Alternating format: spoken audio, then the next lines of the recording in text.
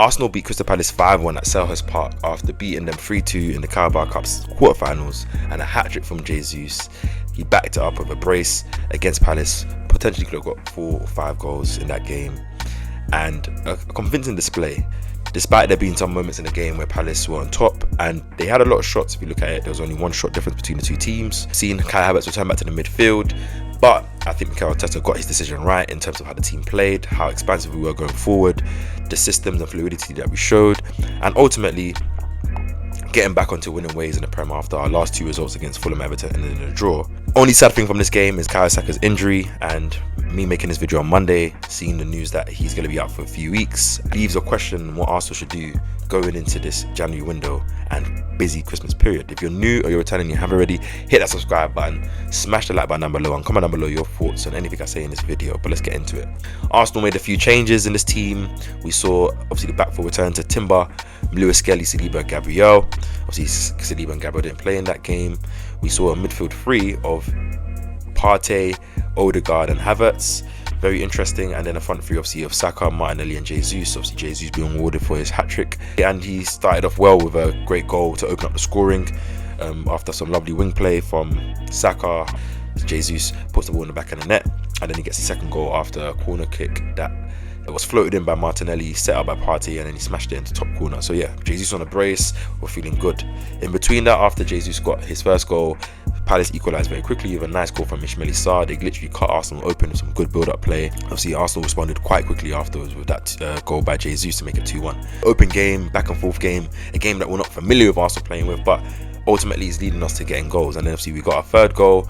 By this point, obviously sadly, Saka had come off. He had done some wing play and put a cross in, and then he felt his right hamstring straight away. He called for the physios. You could see when you're reading the camera's lips, like, I think I might have torn it.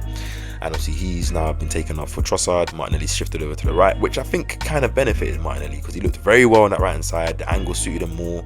He was taking on his man, getting to the byline, putting some lovely deliveries in. Obviously, one thing I've always credited Martinelli, even through this period, his ability to whip the ball and cross it. His ball striking is very good, which is why I wanted to shoot more. But he was putting crosses in. He put a lovely cross in to Jesus, who got up well.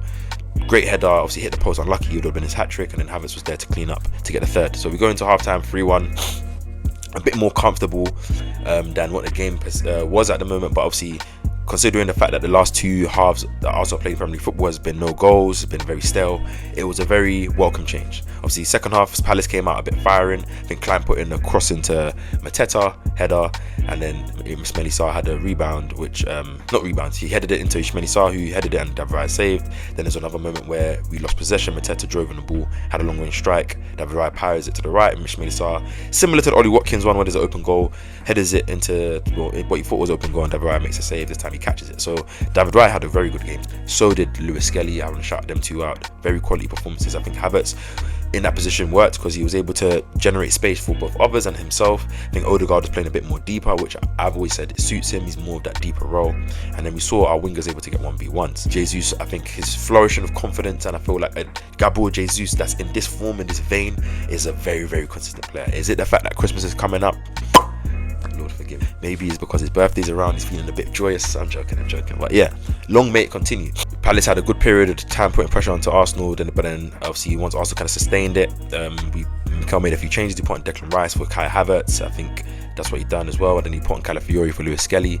And I think our levels kind of increased again because obviously energy levels. Rice came on, amazing cameo, lovely cutting breaking line pass from Gabriel to Trossard. He plays a nice ball to Jesus, who should have scored this to get his hat-trick after another chance to get his hat-trick, but obviously unluckily for him, keeper saved it. It came out to Rice, who kind of cross-shot it, and then Martinelli puts it in to get his goal, which I feel like he deserved after the performance, and I need him to get his confidence, especially if Saka's going to be out injured. And then obviously to make it 5, Jesus gets the ball out left, gives it Calafiori, he fizzes a nice pass to Rice, who turns out, and similar fashion to Ismaila Sarr, puts into the back of the net. So we win the game 5-1, we're comfortable. Obviously we don't play until Friday against Ipswich at home, which I expect us to also win. But now we talk about the main issue, which is Bukayo Saka's injury.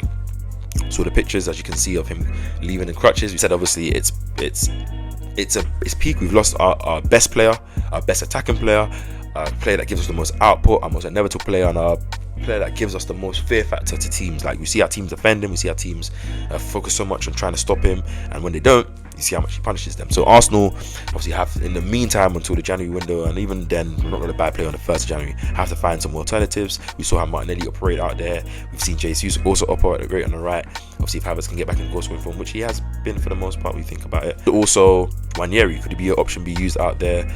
But what does that mean for the likes of Trossard and Martinelli? They're going to play in a lot of minutes. We don't want any more recurring injuries. And I think it's also reported that Sterling got injured in Friday sessions training. We don't know the extent or how long he's out. I think it puts pressure on the club and the board to go and make that signings. Maybe we have our plan, we have our way that we want to go about our business to, you know, assure that we don't overspend, we don't buy play out of a plan. But when you are in and around the title race, I don't think Liverpool are inevitable as City was, to where we shouldn't now go for it. We still have all the competitions to play for: semi-final Carabao Cup, Champions League, will albeit through to the knockouts, and obviously FA Cup hasn't even started yet. We need to make sure that we still let our season go on. He's a strong guy. I feel like he will come back faster, but you don't know the state of his fitness and how long it takes him to get back to that Saka level.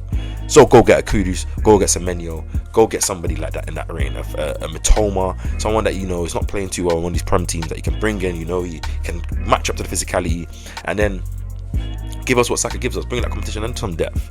So I will make a video more in depth on speaking about that situation on Saka and what alternatives we can do both internally and externally. So yeah, hit the subscribe button down below, comment down below your thoughts on anything I said in this video, and I'll catch you guys in the next video. Speak soon.